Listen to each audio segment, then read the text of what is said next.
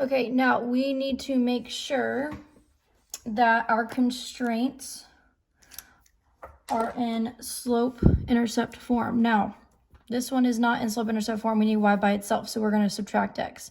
So my first constraint is y is less than or equal to negative x plus 60. Okay, so this is the one I'm going to be using.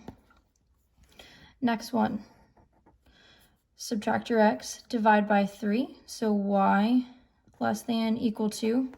Now when you subtract your x is 1, or negative x, but then you're going to divide by 3, so it's negative 1/3 x. You have 120, but you're dividing by 3,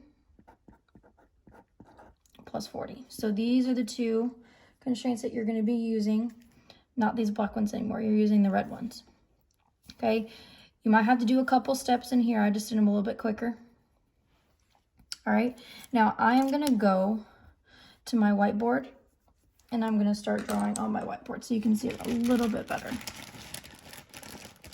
Now, the key thing when you are graphing is to make sure you label all of your axes the exact same. Okay, so now your paper, you cannot see 40 and 60 lines on here.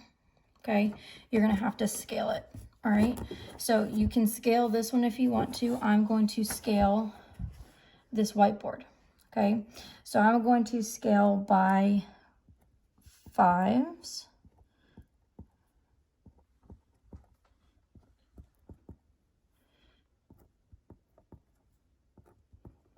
Okay, now whatever I do on the y, I'm also going to have to do on the x, just so everything stays consistent.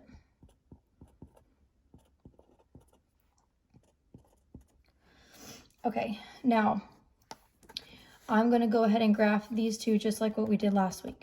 All right, so I'm going to take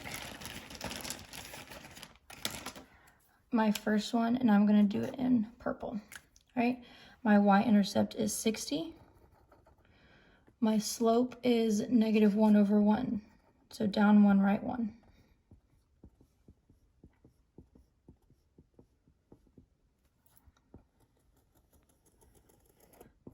All right, there is my first one. Now my second one, I'm going to do in a lighter color. I'm going to do pink. My y-intercept is 40. My slope is a little bit different. It's negative 1/3, so down 1, right 1, 2, 3. Make sure you are counting properly.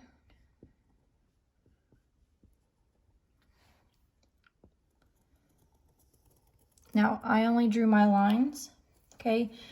We're gonna have to do our shading now. So, when I looked at my first purple one, it was less than or equal to, so I'm shading everything below. When I look at my pink one, I am shading everything below. So this is what we did last week. Okay, our solution set, we also talked about that, was our feasible region.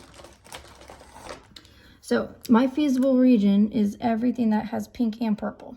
So I'm going to go ahead and recolor in my vertices of where I know my feasible region is. Okay, these are my edges. You don't have to do every single point. These are just my edges. All right, now we're trying to find a maximum profit, so that's why we use the edges. So what I want you to do now is I want you to fill in your vertices based on the dots that we did around our feasible region.